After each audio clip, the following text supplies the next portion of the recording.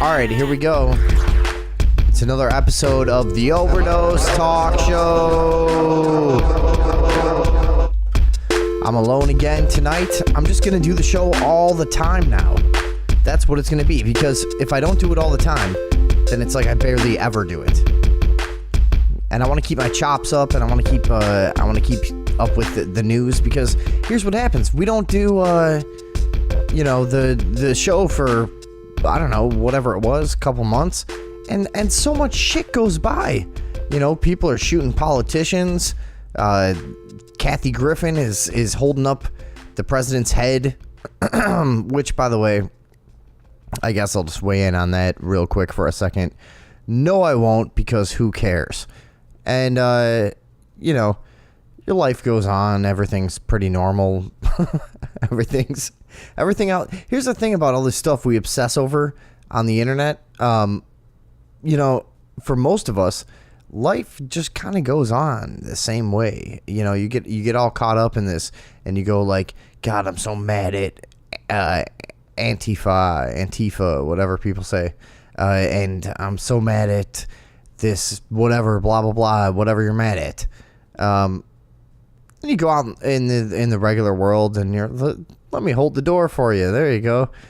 And buy a coffee and smoke a cigarette and have a conversation with a random person on the street. Like, it's just not, it's just so weird to be caught up in this whole world of internet paranoia. I don't think we're being very realistic in a lot of ways, I got to tell you. Oh, another thing, a little, earlier tonight, I'm down at the local store that I go to. It's called Rainbow, all right, on Magazine Street. And these guys are the guys that own it and run it and staff it are all from Palestine. And it's been fun kind of chatting with them a little bit, and hanging out a little bit. And we have a little, 15, 20-minute conversations sometimes. They were big into they were big into Donald Trump.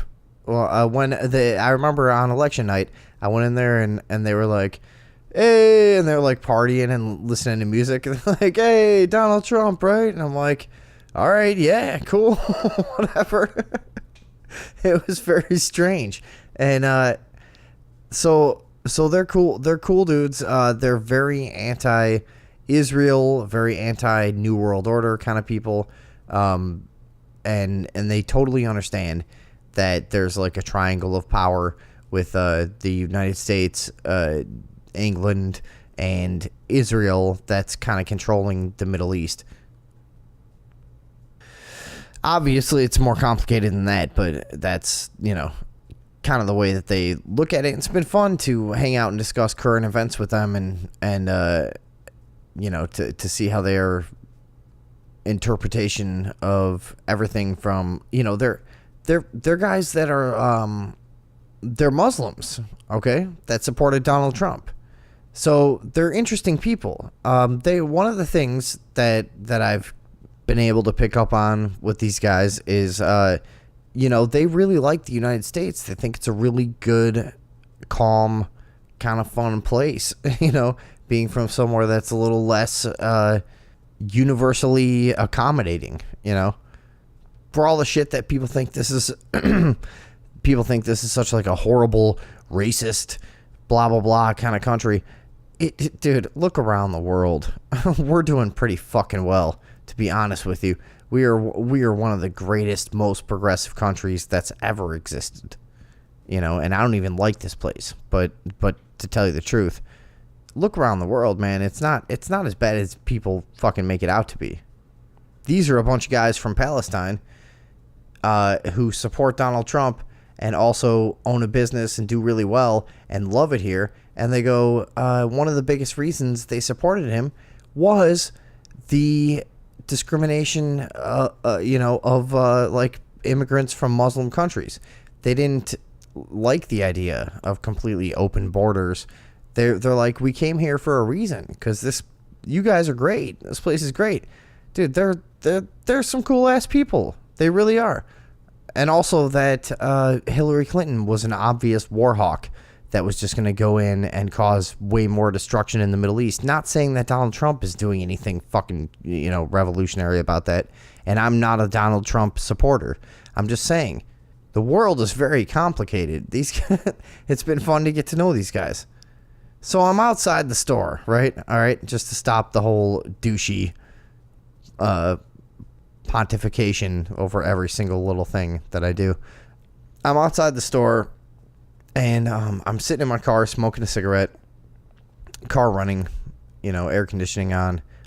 And I'm sitting there, and it was weird because I was just thinking a few seconds before this happened, I was going, man, I got like a weird feeling that I'm going to get robbed. Like somebody's going to run up to my window and rob me for some reason. And I know I don't normally think that way, but for some reason, just randomly, I was kind of stoned. And I was sitting there just like, dude, I feel like I'm going to get robbed or something. I should probably get out of here. So I'm getting ready to get out of there. And all of a sudden somebody appears at the driver's side window. And because I was in that mindset, for a second I had that like fight or flight thing kick in. And I just like grabbed the gear shift like, oh shit, what the fuck is going on? And I look and it's one of the guys from Rainbow. And he's one of the guys that got here more recently. He doesn't speak English very well yet, and I'm sure he will. I'll see him in like 6 months and have a great conversation with him. It's amazing to me, some of the people that move here, and you see him, a few months later, it's like, holy shit, dude. You learn that so fast. But I roll down my window a little more, and I go, what's up? He's like, what do you say? He goes, so he's like, you jump me? And I was like, what? For a second, I had no clue. Like I said, a little stoned, just kind of jerked out of some weird paranoia. And I was like, what? And then I look in his hand, he's holding jumper cables. He's like, a jump? And I was like, oh yeah, no problem. Which one is yours? And he points kind of vaguely and goes, the van. And there was a couple of different vans over there. And I go, oh, the white one? And he did not know that word, or I guess, or didn't know what I was saying. I was like, the white one? And he kind of looked at me confused. And because, and by the way, this is so like embarrassing and douchey that I did this. I went, Blanco, the Blanco, and then he looked at me weird again, and I realized, oh shit, this guy is not Mexican. That's what you do sometimes when 99.99% of your language barrier issues in your life, which for me has all been with people that speak Spanish. So when someone can't understand me, I'm so used to just like, oh, okay, I'll try Spanish. And that, like, I was caught off guard, and I was stoned, and I wasn't really thinking. And so I tried Spanish on the Palestinian guy. Of course, that did not work. But I felt so fucking stupid after I did that. I said, "Oh, the Blanco," and I did it with Blanco on, yeah, Blanco way, yeah, and I don't think he even, because he speaks, this particular guy that we're talking about speaks very, very little English at this point, so he probably didn't even have any idea the mistake that I made. But I felt like, just for myself, for that movie that I make in my mind depicting myself, that made it really hard for me to still be a hero. It's like, what an idiot, fucking asshole, jack off, god damn it. And then I came back to the bar, and my girlfriend is bartending. We live upstairs, and she goes, "Hey, there's a homeless guy here that comes in once in a while and gets a slice of pizza, whatever. There's a homeless guy here, and he's got one of your T-shirts, because for my music, I have T-shirts, with my music name and everything, and I haven't sold very many at all since I've lived here, and I sell them all hand to hand. I haven't sold, whatever. So I'm like, where the fuck? And I run to my car where my t-shirts are kept, and I open the trunk and I look, not missing any t-shirts. Okay. So I go back in the bar and I was like, hey, where'd you get that t-shirt? He's like, I found it. And I was like, okay, where'd you find it? On the railing in the park. And I was like, all right. I can't really dispute this. And also, what am I going to take a fucking homeless guy's only shirt? And he's, So I'm thinking, I guess, one of the few shirts that I sold in recent times was just carelessly left on the railing on the park across the street, just because they didn't care. They just bought it to pity me. That's why I started thinking, it's like, no one gives a shit about me. It was a terrible experience that I wish never happened. But actually, I'm not mad at the guy. And he also told me he got kind of nervous because he thought I was being like, where'd you get that shirt? Because I told him that's my shirt. I make those shirts. And I think he thought I was saying, like, yo, that's my shirt. Give it back. And he got all nervous for a minute. But we worked that out. And then he tells me that he goes, you ever heard of Aaron Neville and Art Neville and whatever? Like, these are like famous New Orleans musicians. Like, yeah, they're my first cousins. And blah, blah, blah. I'm like, all right, whatever. And then he goes, what group are you in? I said, the fucking name on this shirt right here, Robot Hilarious. That's what it is. That's. And I was like, you can keep the shirt, dude. I don't give a shit. But at least tell people to look it up or something. I don't know. So he left and went and slept in the park. And I thought, I've done my good deed for the day. One of my shirts is adorning. But also, here's the other thing. It's not the worst thing from a capitalist perspective to have a guy who walks around outside all day, every day, wearing your shirt with your name on it. Not the worst thing. I hope he gets some good use out of it. They're nice shirts. Very good shirts. Very high quality work shirts from Dickies or something? I don't remember. Okay. So Bernie Sanders and his wife are under investigation by the FBI. Have you heard about this at all? Probably not. I haven't seen many people talking about it. But this all goes back to 2010. His wife, Jane Sanders, they've lawyered up now, and it's confirmed there's an FBI investigation into a loan that Jane Sanders applied for while she was the president of Burlington College, okay, up there in wherever the fuck. And the whole idea is that Jane Sanders doctored some numbers and lied about their donations and the amount of money that they take in as an organization to get a loan to buy some property. The loan application was for $10 million from People's United Bank to purchase about 33 acres of land that they were going to use for the college. And Bernie Sanders himself, he's being looked at because there is apparently some evidence that his office inappropriately influenced the bank to approve the loan when they may not have wanted to, or they may have known that the whole thing was a scam. So they hire these like high-profile lawyers. One's called Rich Cassidy. The other guy is Larry Robbins, who I guess was a lawyer for Scooter Libby. And yeah, they're circling the wagons.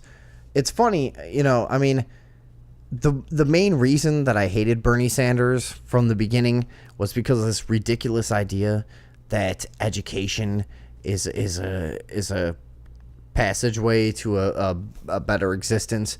Do you know how many waitresses and people that I've worked with college degrees? Do you know that there's already been a problem of people with college degrees that can't find jobs for 20 fucking years? This whole idea of socializing education just really drives me up the fucking wall. Because, first of all, we're basically recognizing that these institutions have been fucking us for a long time and making higher education only available to the, more wealthy sectors of society, which of course we all know is true, unless you get a government grant or scholarship or whatever. But they're taking it and going, yeah, we're gonna totally revamp education in this country. Everything needs to be overturned and power put back in the hands of the individual, which is not what's happening. You're just taking more tax money to pay the same fucking institutions that have been fucking everyone for so long. You're going to start paying the same people the same amount of money. You're just getting it from a different place. That's all you're doing. You're removing the impetus from the individual and placing it on the collective. That's all you're doing. It's fucking retarded. Especially when if everybody has a college education, there's already a job shortage for college educated people in so many fields. When everyone has a college education, where are the jobs? Where are the innovators? Where are the job creators? Where does this leave everyone? When you tax people that make $300,000 a year at 40%, the fuck? Do you know how hard it is to make that much goddamn money for most people? The fuck motivation do they have to do that shit if they're living a similar lifestyle of somebody who works half as hard as them? What the fuck? And then you lose that sector of society. And in the end, we end up with what? Super wealthy and then a proletariat class that produces resources for that super wealthy class. And I would say, and then we're total slaves, but we already are and most people don't see it. So you know what? If that did happen, most people would probably still think they were lucky to have some fucking gruel for dinner. You fucking sycophant fucks. But yeah, how appropriate that one of the most disgusting platforms that Bernie Sanders ever stood on is now possibly going to be his demise. 33 acres of land for $10 million? For real? Seriously? If this was so important to send kids to a physical location for higher education these days, which by the way it isn't, if they really gave a fuck about you, he'd be talking about how to get education into every home. You know what I mean? Which, again, I wouldn't support. A standardized, homogenized education coming in through the fucking telescreen. Obviously, I wouldn't support that. But I'm talking about, like, if it was really about that, that's more what the conversation would be. And it wouldn't be this, you need to send your kids to a physical location to educate them so they can get a better job, to be little, good little worker bees that keep the machine going. It's transparent. I hate this fucking guy. 33 acres of land for $10 million. Do you know how many places there are in the country that you could buy 33 acres of land for a fraction of that? I'm not even going to pretend that I know a lot about real estate, but come on, we know that. Jesus Christ. $10 million. Get the fuck out of here. I guess it depends what's on the land. I know. There's a lot that goes into it. I know. I'm stupid. But seriously. If that was the goal, buy it somewhere else. Alright. I'm taking a quick break. Cigarette. Shit like that. Be back on the Overdose Talk Show in a minute. Thanks for hanging out. Thanks to new subscribers, and I really want to thank anybody that's been supportive lately, because I was getting really down on it and I didn't feel like doing it anymore. And just like a handful of people that sprung up, really nobody, maybe 10, 15 people that would send me a message or, reach out and go, hey, what's up with the show? That's enough to make me keep doing it.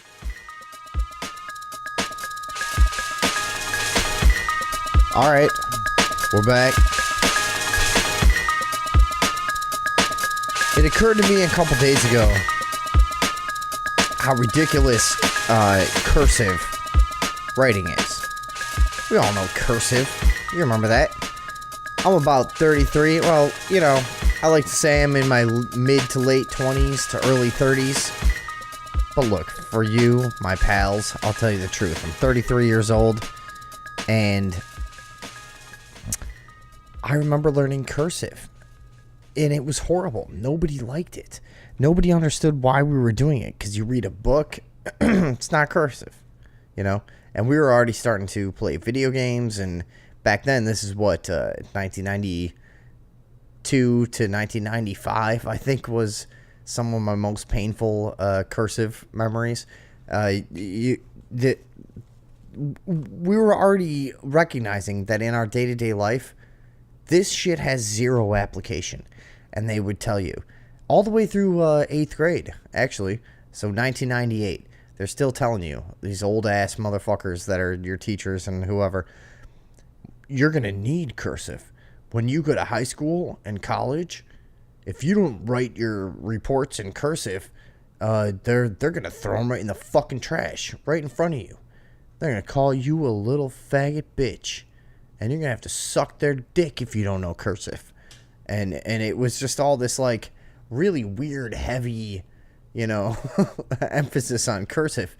And then we got to high school, and the teachers were like, yeah, everything should be typed and printed, because I got 700 of you motherfuckers to deal with, and I'm not reading your little, you know, script that you're gonna write out on a bunch of different wide rule lined paper and blah blah blah. No, we're not doing that. So it was immediately, you gotta learn cursive, and then if you write in cursive, I will throw the shit back in your face completely. I will smash it in your face in front of everyone and force you down onto the ground and pee on you. I know this is not what my school was actually like, but that was what it was. So they made us learn cursive like 8 months before it was completely fucking outdated. Again, a technique that was developed for probably like feather quills.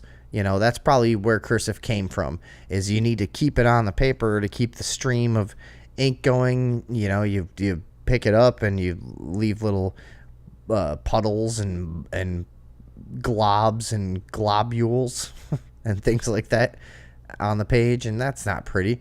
You want it all flowing and nice. That was then. Now, come on, what do you need that shit? It's ridiculous. And so, you know, I posted this thought on the old Facebook page, and people were like, no, kids should still have to learn cursive. Somebody even said, why don't they just not learn to read or write at all? Like, what the fuck? Are we seriously not capable of recognizing at this point that we're not going back from the keyboard? The keyboard is going to be around for a long time and in a lot of capacities. I've read a lot of books. I've never read one book that was printed in cursive. Never, ever in my entire life. I've written hundreds of songs. Never one has one single word been written in cursive. And I write a lot of complicated songs. And essays, blogs, scripts for YouTube videos, blah, blah, blah. Never used cursive. I think I'm doing okay. And I just think it's funny how important they used to tell us it was. You have to know this. No one will take you seriously in the real world unless you know this fucking cursive. And then, like, literally fucking 1 year later, they're like, no, if you don't type shit, you're a little bitch. Fuck you. But there was a lot of things back then. They also wanted us, for some reason, to learn how to, expand westward. They wanted us to play the Oregon Trail. So they wanted us to know how to travel in a group, you know, across the untamed wilderness to Oregon in the 1800s. And I'm not sure why that was such a big deal, but it's funny that that's one of the things that everybody remembers from school is the Oregon Trail. We all did it so much for so long, for years, on those shitty green computers, the Apple Macintosh, whatever the fuck was going on then. with the green and black screen, and that's all that was going on. And it was just situations. Oh, hey, we got a river up here. What are we gonna do? We're gonna ford the river. I don't care. And you're sitting there as a kid, like, okay, I know I'm gonna die no matter what I do. Something's gonna happen. There, and the hunting was terrible.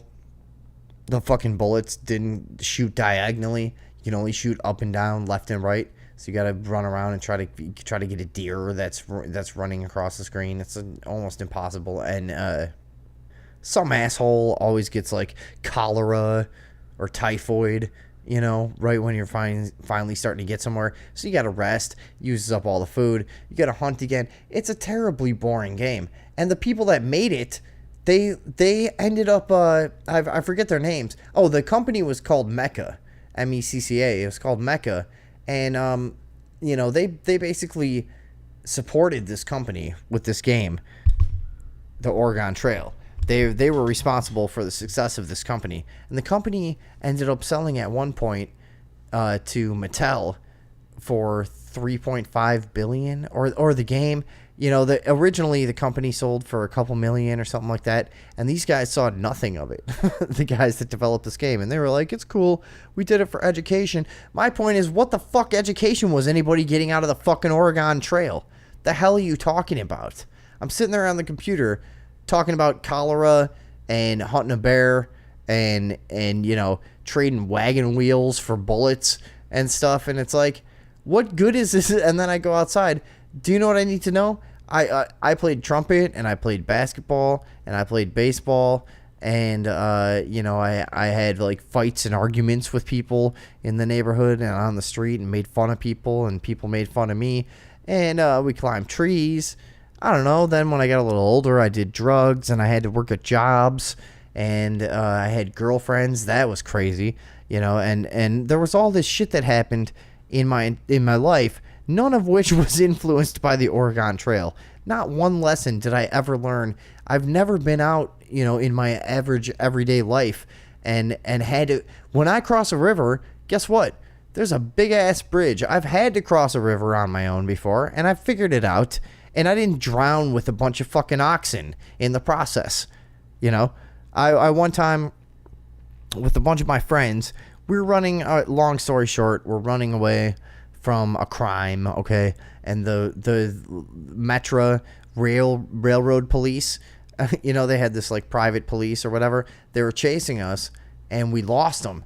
And we were running down this river for a long time, and we get to a point where it's like a tunnel on the other side, and we couldn't go any further, and we're gonna have to go back up on the road. We're like, we don't want to go back up on the road, and we decided to build a bridge across the river because we figured we had some time. They didn't know where we were. So we start building a bridge out of all these big stones, in the middle of the river. And we did it. We made it across, to the point that it wasn't ridiculous. So that, because here's what it was. We all had shoes that we didn't want to ruin because we were all wearing like nice skate shoes and shit. So we didn't want to ruin them. So we had to build a fucking bridge across there. And then this was the best part.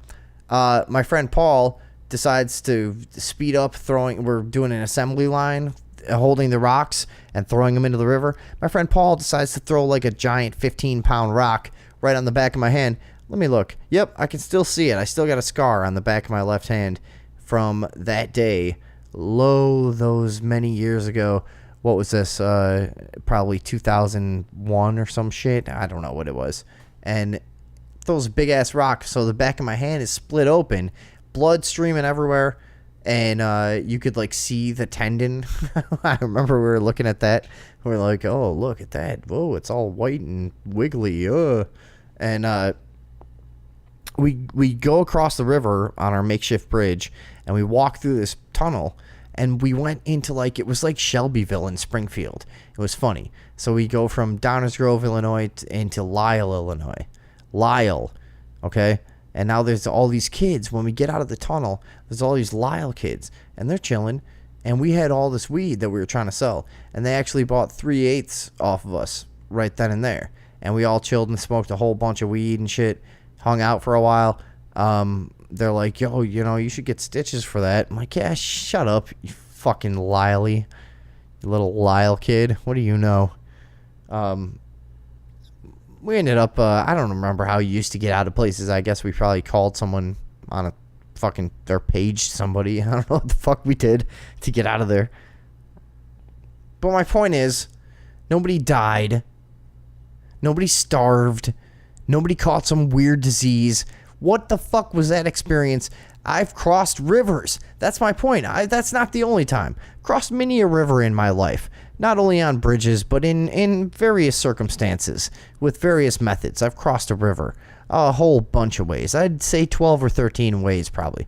And at no point did I ever look back on the Oregon Trail. So these guys that are fucking... we did it for education. It's and it's one of the most popular games of all time. I mean, that game made a lot of fucking money. Like I was going to say before, Mattel ended up buying it at some point, and they wanted to make a Barbie version of the Oregon Trail for $3.5 billion or something. They bought the rights to all this stuff. And dude, there's updated versions. I'm sure they're going to make their money back eventually. It was a terrible fucking decision on their part. But, they have updated versions of the Oregon Trail that are way more, action-packed and fun, I think. But, look, me and Darcy played it last night. We were doing a screen capture video of it, and we were making a video for this channel of us playing it and making fun of it. And I got to tell you, it was so boring that we couldn't... The video's worthless. I don't know what I guess maybe I can edit it together, the good parts or something, but it would kind of make no sense. It's just a terrible game. It's a terrible thing to have made us do as children. So I got the Oregon Trail, I got Cursive, and then what? Columbus. There's a lot of things they did wrong with our education as children in this country. Not the least of which was to indoctrinate us to these prison-like environments where you're shuffled around to do different tasks regardless of the merit of said tasks. And if you questioned, why should I have to do this, you were punished. Do you remember that? How sometimes you'd go, well, come on, dude, this is just busy work. It's retarded. Why the fuck are we doing this? Oh, if you don't do it, you're going to get a bad grade and you're going to blah, blah, blah. It's structure.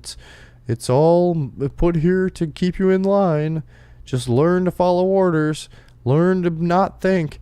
That was, I can't tell you how many times as a kid, some of my teachers really liked me, but they would say this weird thing to me. They'd go, you're too smart for your own good. That's what a lot of people told me when I was a kid. You're too smart for your own good. Because I would ask too many questions, I guess. And then when they wouldn't answer it, they'd go, no, you don't do that. You ask all the questions you did leading up to this. That was cool. You were a cool kid when you did that. But, now you've reached a point that it's like you're threatening the blissful ignorance that I would like to foster. So you should just probably just try to be a little less smart, I guess. What does it mean when you're a kid, an adult tells you you're too smart for your own good? How damaging is that? What are you supposed to do with that? What a fucking confidence killer that is as a kid. Holy shit. I never really thought about that. But I remember hearing that, man, a bunch of times.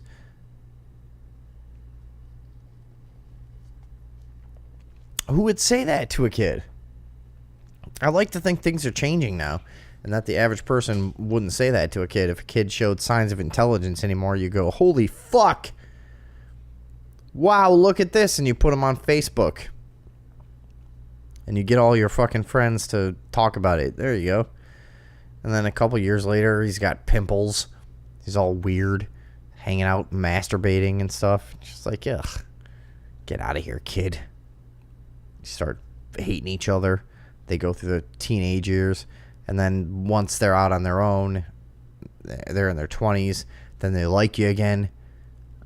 And they go, yeah, that was great how you raised me. That was really... And then by the time you hit like 30, you're like, I can't believe these people raised me when they're that retarded. Like, you just switch again. You're like, oh, Jesus, God, I can't. Like, I raised them, if anything, because they gave me no skills in my life is terrible. It has to be somebody's fault other than me. Yeah, that's the fuck are we talking about? School and the food? Man, the amount of laws that there are in this country. But there's, you know, and I'm not a statist. I'm not a fucking, I don't think there should be laws for every fucking thing, but there are, okay? And one of the ways that should expose to you that they're not based on bettering society or any kind of morality whatsoever is that there should be a law against the fucking food they used to feed us in these government education farms, whatever you call them, in the public school system. This, like, not one fucking natural or healthy option whatsoever. So you had a choice of, like, these greasy ass burgers, greasy ass pizza, a terrible wilted salad, or you know, fried chicken, or fries, or blah blah blah. You know what I mean? This is what you ate day in and day out. There was not really many choices that wouldn't make you feel like shit. And then the vending machines were full of fucking candy, Doritos, whatever. You know what I mean? You could go over to the vending machine and get a bunch of other bullshit. What are we doing? What, you know, we got a million fucking laws in this country, but one of them isn't don't poison the kids, apparently.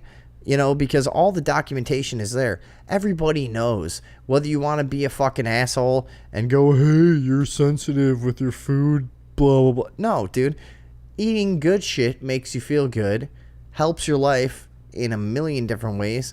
Eating bad shit makes you feel bad. Fucks your life up. Makes you a fucking asshole. You know, so why is there not, of all the laws, the endless laws that there are in this country, why is one not, you need to provide organic and healthy options for kids in public school if you're going to keep them by law there for 8 hours a day? By the way, do you remember how hungry you used to get? My God, man. As an adult, even as a poor adult, I don't get that fucking hungry. There's no way I'm going to eat something when I feel hungry. You remember being in, like, third period and knowing your lunch wasn't till fifth period?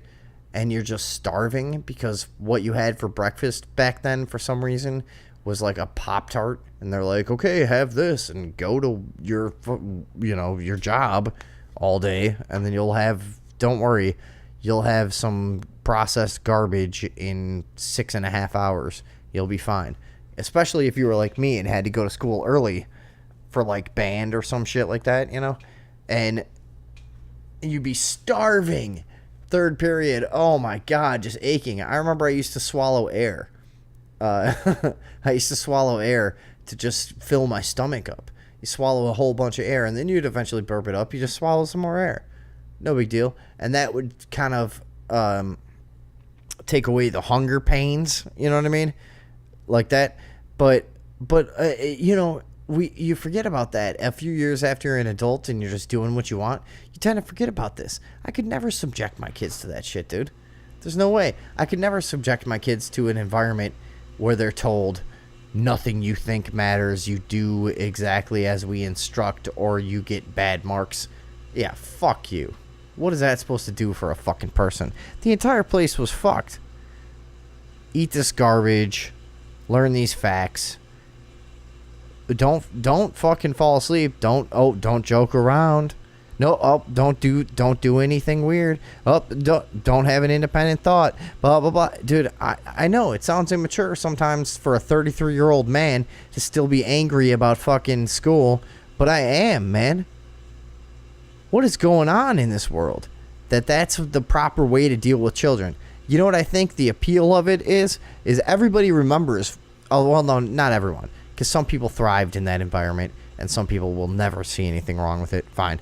But for a lot of us, what ends up happening is you felt terrible at the time, and you hated the structure, and you hated the disciplinarians, and you hated the creeps that ran the fucking place, and you hated all this stuff about it. But then by the time you have kids, there's this proposition. Hey, for 9 months a year, we'll take those kids 8 hours a day, 5 days a week. You're all of a sudden 40 hours a week freed up when you had these fucking burdens in the house. And it's like, why would you fight against that? You know, I swear to God, I think that's what drives the school system. As much as we all remember how bullshit it was, and as much as we all remember how stupid it was, it's that, the free daycare aspect. Don't tell me that's not a fucking motivator. Do not. Yes, holes. Don't do it. And it's that, and the fact that homeschooled kids are weird. That's the whole deal. I swear to God. That's the extent of most people's thoughts on the entire issue. Homeschooled kids are weird. Which most of the time it's true. But, maybe if they're homeschooled and they're part of a collective, what do you call it? Co-op. Homeschool co-op. Maybe that wouldn't be so weird. Everybody takes turns teaching a group of kids. They go out places. They do things. They can do whatever they want. They can be socialized. They can spend a lot more time with their family out in the real world, talking to real people, doing real things, than all locked together in some weird bubble of thought, bubble of philosophy, and that where these natural hierarchies develop, where your thought training kicks in at a very early age, and you start seeing, oh, who's the one that's well liked? Who's the one that's doing well? Who's the one that's being praised? And everybody starts conforming, naturally. It's a terrible fucking situation. It's very detrimental to creativity, innovation, and general mental health, I would have to say. Wouldn't you? If not, tell me. Tell me why you worship the state, you fucking cocksucker. Put it in the comment section. Go ahead. I'm not afraid of you. Not afraid of anybody. This is the Overdose Talk Show. Back in a second to wrap things up. Alright?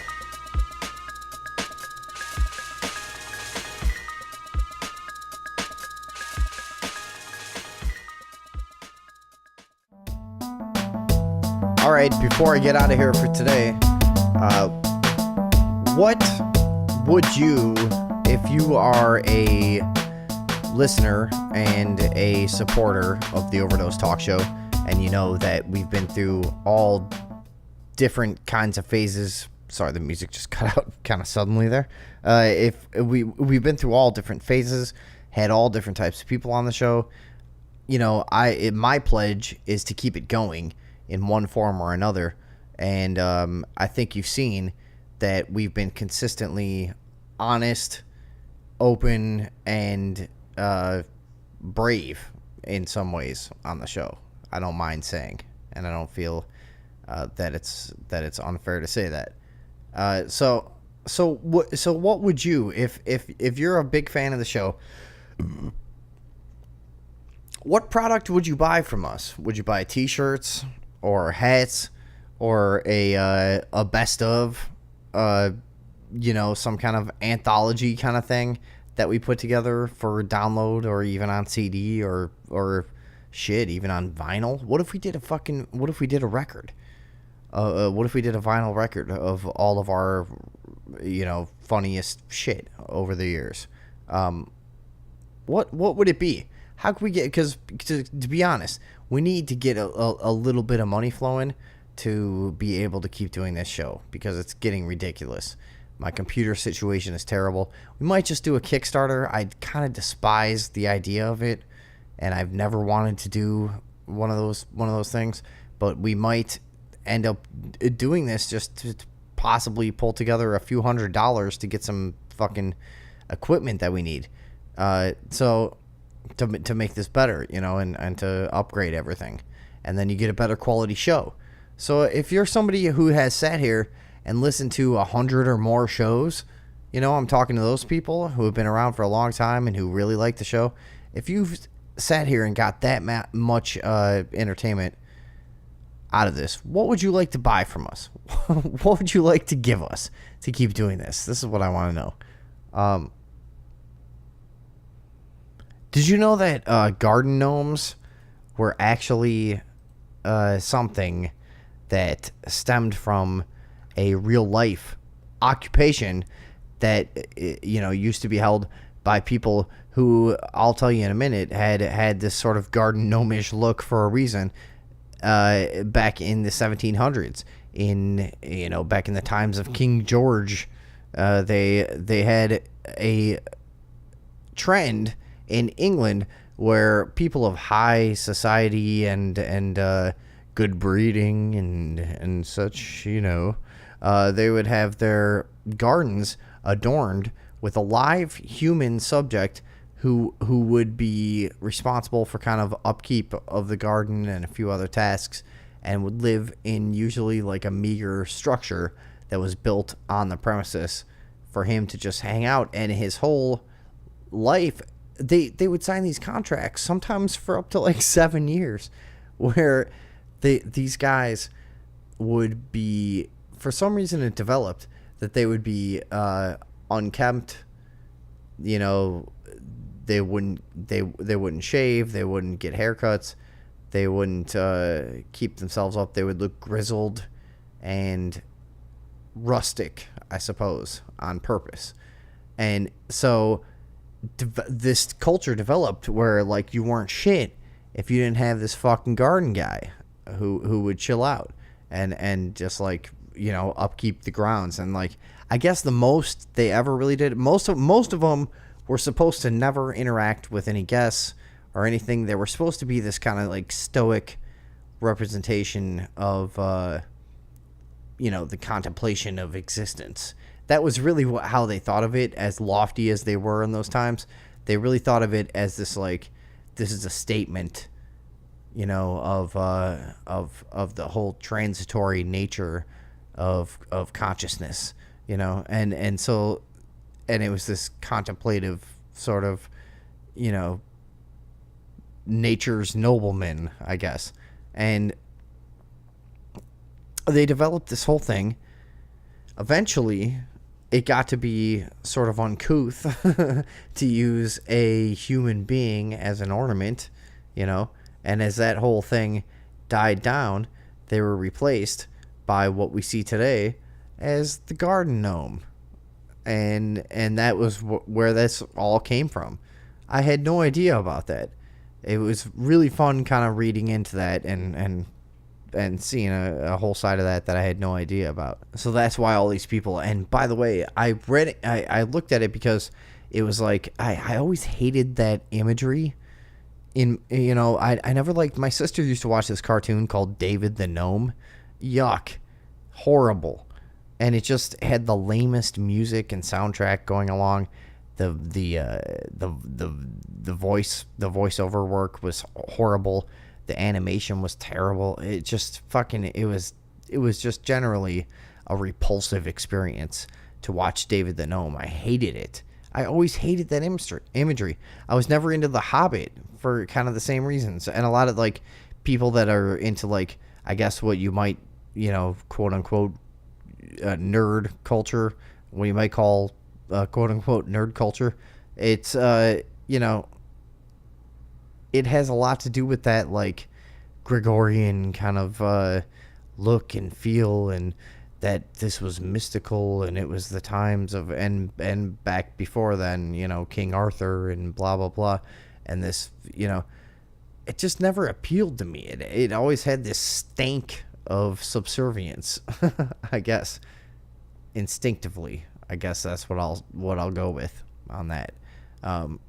But yeah, that was where it all came from, and thank God we're moving past that. In modern times, we don't use humans as ornaments any longer. Or do we? Let me think for a second.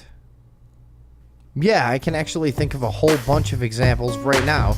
And I'm going to make a really good point. Oh, shit, the music came on and the show is over. I got to go. God damn it. I was going to make a huge fucking point about that whole thing. Y'all take care of yourselves. This was the Overdose Talk Show. I'll be around. Hit me up. Sunday evening overdose at gmail.com is still the email for some reason. Or go to Facebook and find us. Or leave us a comment here. I'm looking for guests. The show is like ever changing, ever evolving, ever mutating.